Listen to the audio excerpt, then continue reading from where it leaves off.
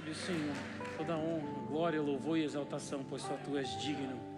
Aleluia, aleluia. Muito feliz em estar aqui hoje, essa noite. Já vamos direto aqui para a palavra. Se você está com a sua Bíblia, seja ela a sua Bíblia aí física, analógica e de papel, provando que você é um crente raiz. O cardeal está com a Bíblia dele de papel ali, ó. O bispo também está com a Bíblia dele de papel.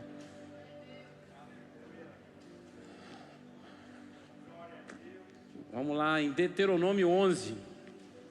Deuteronômio 11, verso do 8 em diante. Se você não está com sua Bíblia aí, fique tranquilo, vai estar passando aqui no telão. Então, Deuteronômio 11, de 8 em diante, ou de 8 a 15. E assim diz a palavra do Senhor: portanto, obedeçam a todos os mandamentos que hoje lhes dou, para que tenham forças para avançar e conquistar a terra da qual estão prestes a tomar posse. Se obedecerem, terão vida longa na terra. Repita comigo: se obedecerem, se obedecerem, se obedecerem, terão vida longa na terra que o Senhor jurou dar aos seus pais, ou aos seus antepassados e a vocês, os descendentes deles. Uma terra que produz leite e mel com fartura, pois a terra em que vocês estão prestes a entrar para tomar posse não é como a terra do Egito, de onde vocês vieram, e onde plantavam as sementes e faziam as valas de irrigação com o pé, como numa horta. A terra da qual em breve tomarão posse é uma terra de montes e vales, com chuva em grande quantidade. Terra da qual o Senhor, seu Deus, cuida continuamente todo o ano. Se obedecerem fielmente aos mandamentos que hoje lhes dou, e se amarem o Senhor, seu Deus, e servirem a Ele de todo o seu coração e de toda a sua alma, Ele mandará as chuvas na estação apropriada, as chuvas de outono e as chuvas de primavera, para que vocês juntem suas colheitas de cereais e produzam vinho novo e azeite. Ele dará bons pastos para os seus animais e vocês terão alimento com fartura. Senhor da glória, essa é a tua hora. Querido amigo, o outro Consolador e o nosso companheiro de todas as horas, Espírito Santo de Deus, é a tua hora, Paizinho. Então que o teu Espírito venha agora neste momento a tomar nossas mentes conscientes, inconscientes e subconscientes cativas a Ti, para que nós possamos entender um pouco mais de Ti, da Tua palavra, do Teu reino, das Tuas santas Escrituras, e entendendo, possamos avançar, para que possamos passar pelos processos que Tu queres e possamos cumprir o propósito que temos em Ti, para a Tua glória aqui na terra. E a Igreja Santa do Senhor diz: aleluia. Pode se assentar, por favor. Essa versão que a gente leu, a NVT, eu gosto muito de ler na NVT. Nos últimos 2 anos da minha devocional e da minha leitura anual da Bíblia, eu estou lendo na versão NVT, que é a nova versão transformadora. Mas aqui, relembrando um pouco do meu querido e amado do meu coração, saudoso, Bispo Sebastião Elias. Que saudade, nosso consolo, é que nós vamos encontrar ele na glória. Semana passada, estava almoçando com o Bispo Patriarca. Paulo estava, Tony estava, Maurício estava, Zé estava, e a gente estava num lugar que era o preferido do Bispo Elias, comendo rabada lá no Cabula. E conversando com ele em algumas oportunidades, ele falava comigo assim: meu filho, a Bíblia é Almeida. Isso marcou meu coração toda vez que eu leio a Bíblia NVT, NVI, Zé. Eu lembro isso: meu filho, a Bíblia é Almeida. Então, em homenagem ao meu Bispo Pops, ao meu Bispo Sebastião Elias, que eu tanto amo e tanta saudade que eu tenho, na Almeida diz assim: guardai todos os mandamentos que eu vos ordeno hoje, para que sejais fortes e entreis e ocupeis a terra que passais a possuir, e para que prolongueis os dias na terra que o Senhor jurou dar a vossos pais e a sua descendência, terra que mana leite e mel. Porque a terra que vais passar a possuir não é como a terra do Egito, de onde saíste, em que semeavas a tua semente e regavas com o teu pé assim como regas uma horta. Quando a gente leu na NVT, ele fala como você cavasse valas com o pé como numa horta. Mas na Almeida ele fala como regavas com o teu pé. E quando eu falo regar com o pé, eu tive um outro entendimento que a gente vai falar sobre isso. E se você ler o enunciado, né, do verso 8 em diante, Deuteronômio 11, tem lá bênçãos pela obediência. E perguntando ao Senhor o que é que nós falaríamos essa noite, o que veio no meu coração é a gente falar sobre o fruto da obediência. Esse fim de semana que passou, estava ali em Brasília com um querido amigo, pessoa que eu amo demais. Estava eu e Zé, né, lá. Encontramos Alexandre, também estava lá. E com um querido amigo que eu amo demais, que é o apóstolo Hudson. E a gente estava num tempo ali de alinhamento profético para 2023. Nós estávamos ali representando a Bahia, né, eu e Zé. E tinha gente de todo o Brasil, todas as regiões e estados estavam ali representados. A gente, enquanto corpo de Cristo, várias denominações juntos para alinhar o que é que a gente precisava, enquanto corpo, falar esse ano para a igreja. Em todos os sentidos. E uma das pautas, na verdade, tinha uma pauta grande sobre família, e dentro da pauta de família tinha várias subpautas. Tinha casamento, tinha criação de filhos, tinha mulheres grávidas, tinha criança, tinha primeira infância, tinha aborto, tinha tudo. E foi muito lindo aquilo que a gente discutiu enquanto corpo, para que a gente pudesse estar falando uma linguagem única esse ano de 2023. E eu sei que nós estamos aqui no culto da família, e eu já falei que eu vou falar sobre o fruto da obediência. Mas eu não posso deixar de dividir uma coisa que foi muito forte. Nas minhas leituras anuais de Bíblia e nos meus devocionais, eu já tinha lido esse texto algumas vezes. Ele está marcado na minha Bíblia, está aqui, ó. Está aqui em pezinho, para vocês verem de longe. Está todo grifado aqui na minha Bíbliazinha. Você consegue ver daí? Azulzinho, verdinho, destacado cada texto. Mas eu te confesso que quando a pessoa que estava ministrando uma palavra específica sobre família e a família monogâmica, mesmo quando ele leu esse texto, e ele leu pausadamente, ele fez questão de ler cada vírgula e cada ponto, o impacto foi muito maior. A gente sabe e conhece, enquanto igreja, enquanto corpo de Cristo, que Deus ele criou macho e fêmea os criou, então deixará o homem seu, pai e mãe se unirá, e será uma só. Conhece demais, está em Gênesis, está em outros livros do Antigo Testamento, está no Novo Testamento, no Evangelho de Mateus, está em vários lugares. E aí a gente começa a entender qual é o propósito do casamento, qual é o propósito da família, por que a família está junto, por que gerar filhos, por que constituir filhos, por que isso, e qual é o cuidado, e por que todo mundo fala, família é um sonho de Deus, família é uma instituição de Deus, porque a gente casa para fazer o outro feliz, isso tudo é lindo, isso tudo é verdade. Mas quando ele chegou lá e leu esse texto de Malaquias, eu só baixava a cabeça assim e falava, meu Deus, eu olhava para Zé, eu também estava assim, meu Deus. Malaquias 2, 15. Acaso o Senhor não fez um só com a sua esposa? Em corpo e em espírito, vocês e sua esposa pertencem a Ele. Ou seja, acaso o Senhor não fez vocês e sua esposa um só? Fez. Vocês, marido e mulher, em corpo pertencem a Deus. E o que é que Deus quer? A Bíblia fala, e o que Ele quer dessa união? Ele quer filhos dedicados a Ele. Portanto, guardem o seu coração e permaneçam fiéis à sua esposa. Pois eu odeio o divórcio, diz o Senhor, o Deus de Israel. Divorciar-se de sua esposa é cobrida de crueldade, diz o Senhor dos Exércitos, porquanto guardem o seu coração e não sejam infiéis. E quando ele começou a ministrar sobre esse texto, ele falou assim, o que o Senhor quer é que nós nos casemos para gerar descendência para Ele. Meu irmão, quando você entende isso, a responsabilidade é muito maior. Porque o casamento, sim, ele é uma instituição, e você tem que casar, sim, ser fiel à sua esposa, e você, esposa, ser fiel ao seu marido, e vocês ambos se respeitarem, e vocês ambos saberem que tem um que cuidar do outro, e um fazer o outro feliz, e o outro fazer o um feliz, e juntos caminharem. Mas quando você passa a entender que é algo muito maior que isso, por que Deus nos uniu? Para que a gente gerasse filhos para Ele, para que a gente gerasse descendência para Ele. Então entenda uma coisa, se eu estou aqui, e eu pego um bem material, como esse tablet aqui, e falo assim, Alexandre, eu vou ali me ausentar, vou fazer um curso em tal lugar, mas esse tablet aqui eu tenho muito carinho, toma conta dele para mim. Meu irmão, a responsabilidade dele por algo material vai ser grande, vou tomar conta. Não vou deixar cair, não vou deixar empenar. Se eu usar, vou usar com cuidado, porque não é meu, é de outra pessoa. Imagine os frutos que você está gerando aqui na terra, que a palavra do Senhor fala que aquilo que você gerar, fruto do seu amor, é meu, diz o Senhor, porque eu quero suscitar descendência através de vocês. Então, quando a gente entendeu isso, a gente falou, meu Deus, Por isso que hoje em dia, a cultura da desvalorização da família está tão grande.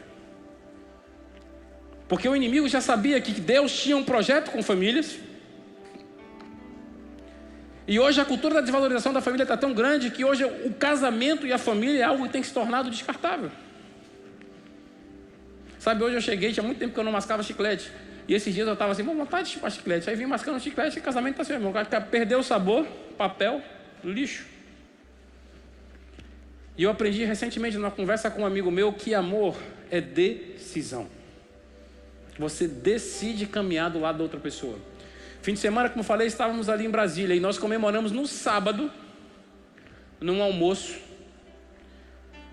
o aniversário de casamento do nosso bispo, da nossa bispa, patriarca e matriarca, fundador desse ministério, que fizeram agora dia 31, 58 anos de casados. E aí, aprove ao Senhor, estavam ali vários bispos e pastores ali de Brasília e amigos dele, e ele pediu para que eu orasse por eles dois. Eu falei, é muita honra, né? Ser filho, o caçula ainda orar por vocês. Mas dentro da minha palavra de oração eu falei, que coisa linda, a gente ter a oportunidade de conviver com pessoas que decidiram caminhar juntos. Decidiram caminhar juntos. Decidiram suscitar descendência juntos. Porque entenderam também que aquilo que eles geraram aqui, geraram para o Senhor. Calma que a gente vai chegar na obediência. Porque depois vai dizer assim, meu irmão, ele disse que ia pregar fogo de obediência, já está já batendo na gente, não estou batendo em ninguém. Só está falando que eu apoiei lá, fiquei impactado quando a gente leu os textos de Malaquias. Foi ou não foi, Zé? Zé ficou até calado, meu irmão.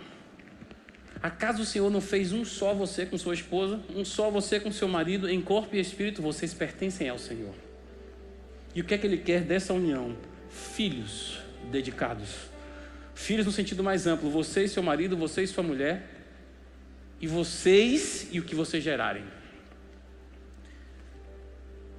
Vou até parar por aí, porque se eu for falar sobre isso, eu vou acabar pregando sobre isso. E eu botei no meu coração que a gente ia falar sobre obediência. Mas que tem a ver também, porque aqui o Senhor está dizendo no livro de Deuteronômio que a gente guarda todos os mandamentos dEle, tudo aquilo que Ele ordena, para que a gente seja forte aí, entre e ocupe a terra, para que a gente vai passar a possuir, como a gente leu lá em Deuteronômio. Quando a gente é fiel aos princípios, quando a gente é fiel àquilo que está escrito nas Escrituras Sagradas, a gente começa não só a dedicar tempo àquilo que o Senhor quer, mas por conta da gente estar dedicando tempo àquilo que o Senhor quer e seguindo o direcionamento e vivendo por princípios, o Senhor começa a nos devolver aquilo que Ele tem de promessa. E o fruto da obediência é algo assim. E o fruto da obediência é algo assim. Quando você começa a viver por princípios, a gente já falou algumas vezes aqui, princípios são como pilares, como fundações. Você escava, faz aquela sapata, aquele quadradão e você sobe um pilar de concreto, meu irmão. Quando você estabelece um princípio, e um princípio de Deus baseado na palavra, e você dá de encontro com Ele, meu irmão, você se arrebenta todo. Por isso que é bom a gente viver por princípios. Porque quando a gente vive por princípios e a gente planta os princípios que estão descritos na palavra, quem vier contra aquilo que a gente plantou, se estiver em alinhamento com a palavra de Deus, vai se arrebentar. E a gente vai ficar preservado. Então comece a entender, quando você é um com a sua esposa, um com o seu marido, você entende que você gera filhos e o fruto do seu amor para suscitar aquilo que Deus quer aqui na terra, você está plantando um princípio. E porque está vivendo um princípio e está cumprindo também um mandamento, assim como a gente leu em Deuteronômio, vai ter direito àquelas bênçãos e aqueles frutos que são gerados através da sua obediência. Porque quando você planta princípio, é uma semente, você vai ter que colher o fruto que ela vai dar. Quando você planta alguma coisa que não está em alinhamento com a palavra de Deus, você também vai ter que colher o fruto que ela vai dar. Porque a gente aprendeu aqui que a lei da semeadura, ela é implacável. Você semeia o que quer, mas aquilo que você semear, você vai colher. Se semear amor, vai colher amor. Se semear concordância, vai colher concordância. Se semear lealdade, vai colher lealdade. Mas se semear coisas ruins, obrigatoriamente vai colher. A lei da semeadura, ela não falha. 1 Samuel 15, 22, a parte B do versículo, diz que é melhor, muito melhor, obedecer do que sacrificar. O atender é melhor do que a gordura de carneiros. Irmão, falar num termo de comida, uma hora dessa da noite, uma gordurinha de carneiro assim na brasa, pense que ela é boa. Eu não sei Quem não é nordestino aí de repente não gosta. Eu que sou, gosto. Aquele carneirinho assado, hein, Bira? Aquela gordurinha ali como a gente comeu lá no sítio de Rose. Assadinha, com a farinhazinha boa. Entendeu? Já deu glória ali. Porque falou em farinha, ele deu glória logo. Glória! E é melhor atender aquilo que o Senhor determina do que a gordura dos carneiros. Melhor. E Moisés, ele teve esse papel de relembrar os israelitas tudo aquilo que eles queriam direito pelo fruto da obediência, a partir do momento que eles passassem a possuir a terra que eles já tinham como promessa na vida deles. A terra era promessa, sim. Mas primeiro, para receber aquela promessa que tinha sido feita aos antepassados, eles tinham que passar por processos, viver por princípios, para que o propósito se cumprisse na vida deles e a promessa se estabelecesse. E às vezes fala assim, pô, Deus tem promessa na minha vida, eu venho orando desde tão idade, e já passei por tantos lugares, e profetas e profetisas do Senhor deram palavra, você vai acontecer isso com você, vai acontecer assim com você, porque Deus vai dar isso a você, e até hoje não chegou, irmão. Preste atenção. Na caminhada de Abraão, no livro todo de Gênesis, se você for lendo, e Abraão caminhou e ergueu um altar ao Senhor e adorou. E Abraão caminhou e ergueu um altar e adorou o Senhor. E Abraão caminhou ele caminhava e erguia altares por onde passava. E tudo fluiu e as promessas chegaram num tempo mais rápido, que podia demorar muito mais do que já demorou. Quando você já vê lá em Jacó, já pulei Isaac, ele não tinha esse relacionamento com Deus que Isaac tinha, que Abraão tinha. E se você vai lá, ele começa a levantar pilares, pedras, ele levantava coluna. E aqui ele deitou nessa pedra, recostou a cabeça, ele levantou a pedra, ele fez como coluna e derramou óleo sobre aquela coluna, não fez altar. Coluna é completamente diferente. Altar é altar, coluna é coluna. E naquele tempo, muitos deuses eram como postes, como tinha postes de Azarete, era uma coluna. A coluna não era entalhada, mas era uma coluna. E depois que ele vai e que ele tem uma experiência ao vivo com Deus, ali ele constrói um altar. E ele começa a entender, quando ele começa a levantar altares, a resposta vem mais rápida. E você tem promessas de Deus na sua vida, você tem algo que Deus quer cumprir na sua vida, quer te levar para a terra de Canaã, quer te levar para a terra que manda leite e mel, mas não está chegando essa terra nunca, meu irmão. Quanto mais altares você erguer ao Senhor e se render de joelhos em adoração, mais rápido você vai chegar no lugar que Ele já tem determinado para você. A promessa Ele já te fez. Se você vai chegar lá mais rápido ou mais devagar, depende da sua caminhada aqui. Você viver por princípios e viver uma vida de adoração, uma vida de entrega ao Senhor, uma vida de intimidade com Ele, mais rápido vai chegar. Não é no seu tempo cronos, é no kairos de Deus, no tempo de Deus. Mas você consegue fazer isso adiantar se você viver uma vida de princípios, uma vida de adoração e uma vida de erguer altares para Ele. Quem entendeu? Aleluia. Moisés lembrou isso aos israelitas antes deles entrarem na terra prometida. Quando eles viviam no Egito, tudo era mais difícil, o trabalho era muito mais árduo. Tudo era mais difícil, o trabalho era mais árduo. Era inclusive mais pesado para irrigar ali. A Bíblia fala que eles tinham que fazer uma irrigação com os pés. E isso a gente pode imaginar de duas formas. Ou ele tinha que cavar valas, eu não sei quem já foi na praia, já fez isso, né? Você vem com o calcanhar assim e tal, para fazer um golzinho, fazer uma coisa, mas você cava aquela vala com o pé, dá trabalho. Acho que o César, que é boleiro, já fez muito isso na vida, né? Aquela vala ali, para bater o baba na areia fofa. Mas ele cavava valas como horta também para irrigar, talvez para fazer canaletas. Mas o que eu entendo também que eles irrigavam com os pés é que eles tinham que ir até o rio, buscar água, meu irmão, e vir com os pés trazendo. Aí você pode dizer assim, não, bicho, mas tinha gente naquela época que já tinha animal, claro. Tinha jegue, jumento, camelo, tinha tudo. Agora, meu irmão, o camelo, o jegue, o jumento não tinha GPS, não. Amarra aqui a água e vai encangado. Não, irmão, ele ia puxando também. Então o pé ia do camelo, do bicho, do animal, do jumento, e o pé dele também levando.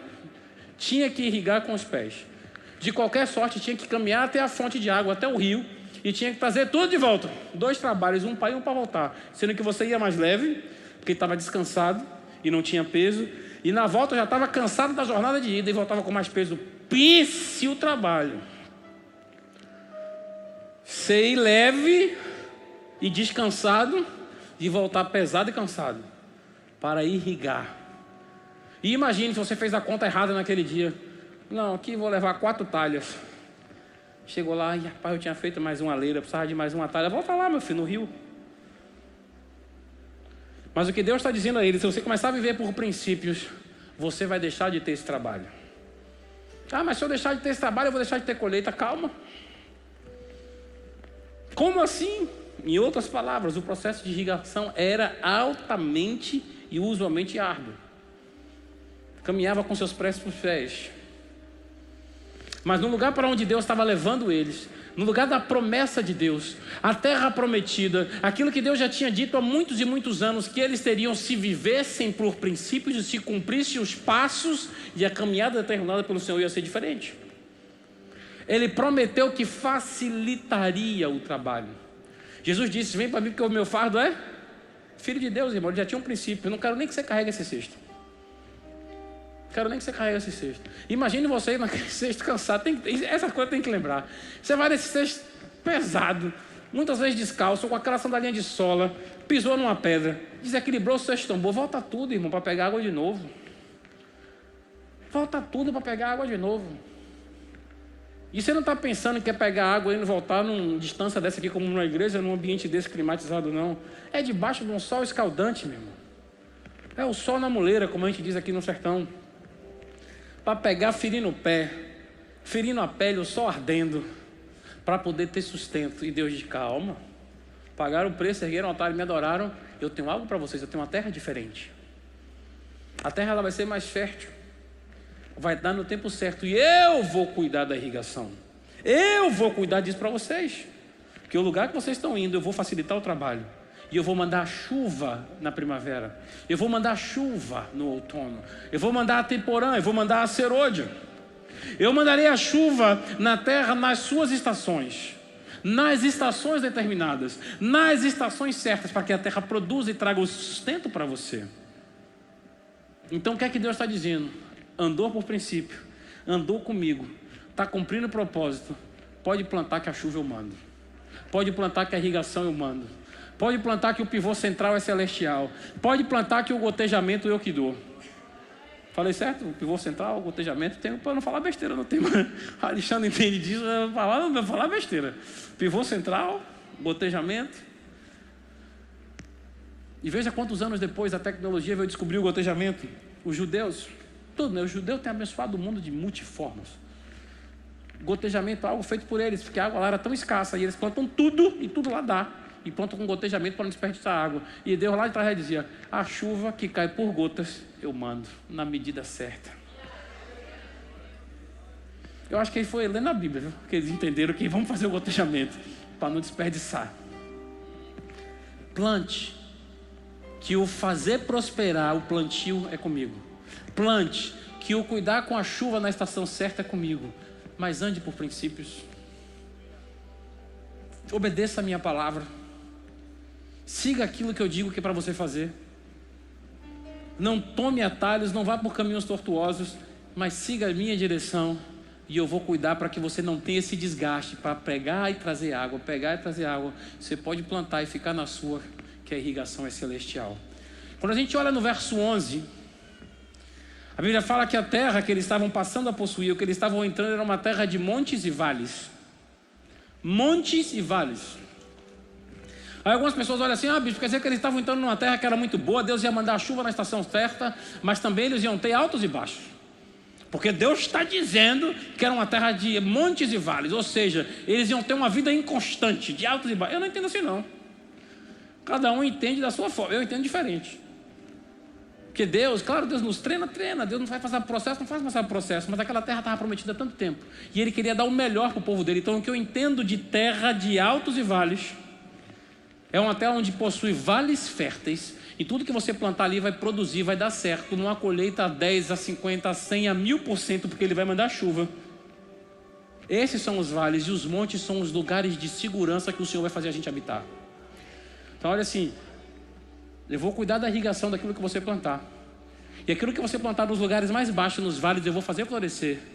E se porventura você tiver uma dificuldade, alguém vier querer te atacar, te tragar, ou o que quer que seja, eu vou te levar aos lugares altos da terra, de promessa que eu tenho para vocês. Mas para isso a gente tem que viver uma vida de princípios. Para isso a gente tem que entender que aquilo que a gente une aqui, vive por princípio, que a gente gera é para Ele, é dele e para Ele. Está entendendo? Aleluia, como dá amém, eu imagino que está entendendo. O vale então trazendo sustento, fartura, prosperidade, as montanhas altas, para que possamos sentir abrigados, seguros. onde os sentinelas dos céus estarão do alto a nos guardar, e as nossas conquistas, aquilo que nós conquistou com o nosso suor, nosso patrimônio, nossa família, estará assegurado e guardado pelo Senhor. Porque do alto dos montes as sentinelas estarão lá nos olhando e guardando. O Senhor fala que nós estamos seguros porque nós estamos escondidos debaixo das suas. E onde é que o Senhor está? Em lugares altos, nos dando proteção. Amém? Aleluia. Tem crente hoje aqui. Verso 14. O único pré-requisito requerido por Deus era para que eles obedecessem fielmente uns comandos que ele determinasse: amar o Senhor seu Deus e servir a ele com toda a alma e todo o coração.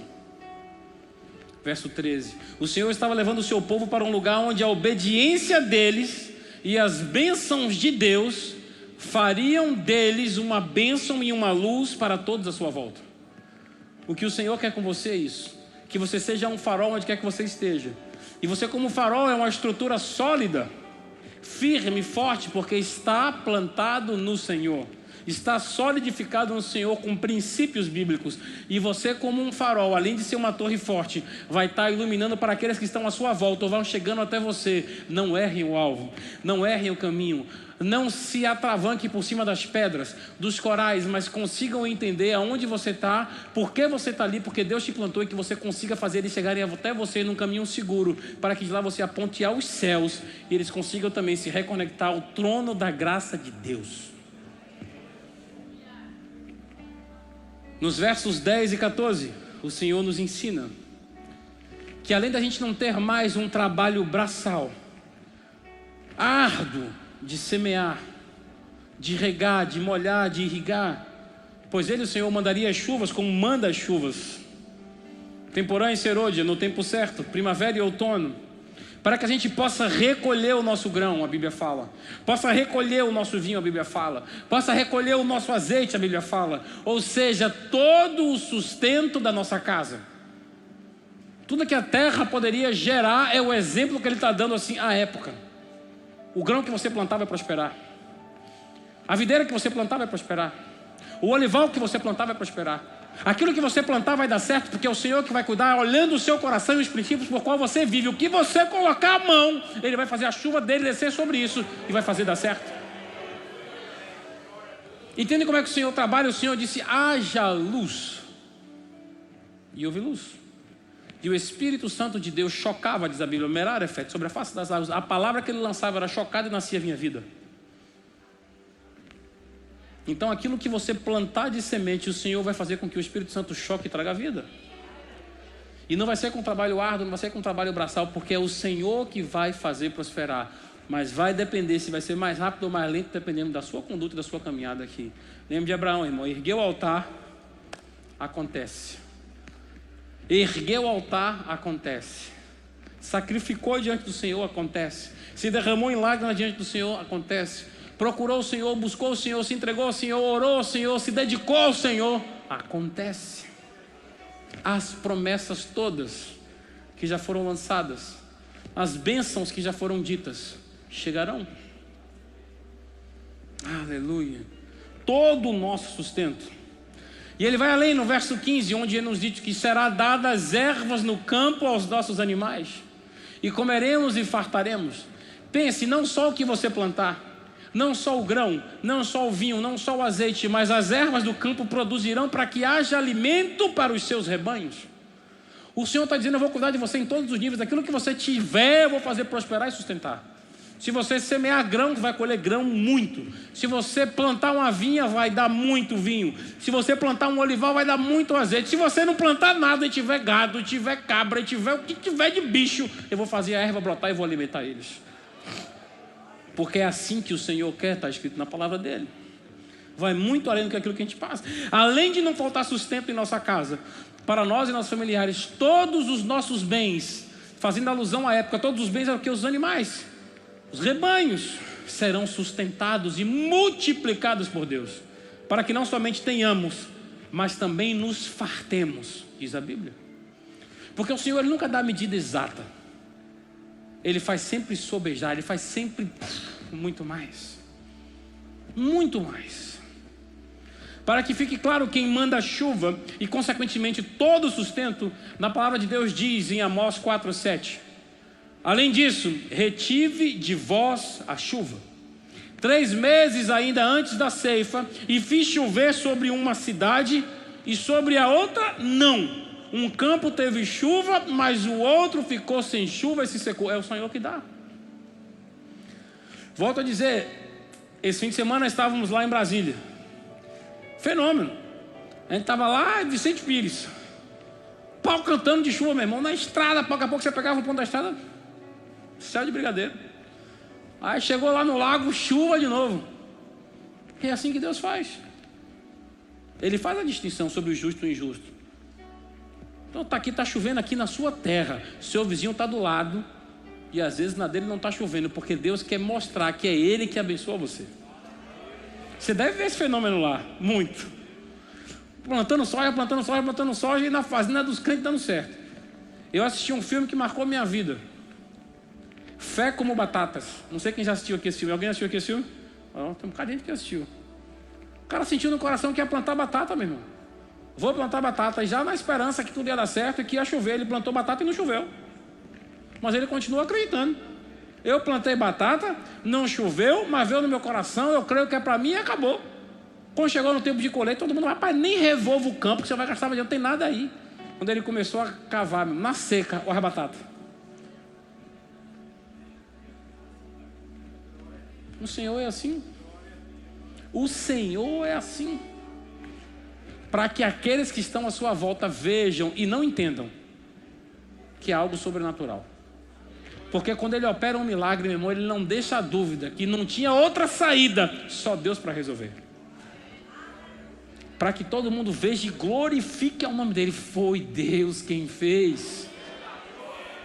Uau, eu plantei a semente e a chuva tem chegado na estação certa. É o Senhor que tem mandado, como está em Amós. Manda sobre uma cidade e sobre a outra não. Manda sobre um campo e sobre o outro não. E aquele que ficou sem chuva, diz a Bíblia, secou. Mas aquele que é seu campo, que busca o Senhor, que adora o Senhor, vive por princípios, a chuva vai chegar e ele vai florescer. O que você plantar vai dar certo. E aquilo que você não plantar, por conta do que você tem de patrimônio, a gente fazendo alusão aos rebanhos, o Senhor vai dar erva para que eles comam, sustentem e multipliquem, diz a Bíblia. Deus quer o mesmo de nós e quer o mesmo para nós. Ele quer que o nosso amor seja mostrado e demonstrado através da nossa obediência, para que nós possamos ser luz de Deus para aqueles à nossa volta. Como eu falei, um farol para aqueles à nossa volta. É isso que Deus quer. Lembrando que por mais que possamos dar todo o nosso amor, toda a nossa obediência, ainda assim é menos do que Deus merece. Ele é o nosso provedor, é Ele que nos abençoa, tem nos abençoado e vai continuar a nos abençoar. É Ele que vai nos tornando cada dia luz, luz, luz, luz, para que as pessoas notem que nós somos a luz de Deus. E todo mundo irá notar. E para finalizar, eu vou finalizar com uma pequena frase que chamou minha atenção. A gente falou de sacrifício, a gente falou de tantas coisas. E um homem deu essa declaração e eu anotei porque eu achei muito interessante, Gregório Moraes. Nos sacrifícios, um homem oferece somente carne estranha. Ah, como assim? Carne de cordeiro, carne de cabra, uma pombinha. Ou seja, num sacrifício, um homem oferece somente carne estranha, ao passo que na obediência, ele oferece sua própria vontade. Então que a gente possa entender que temos que caminhar em obediência, porque quando a gente caminha em obediência, a gente oferece o nosso melhor ao Senhor.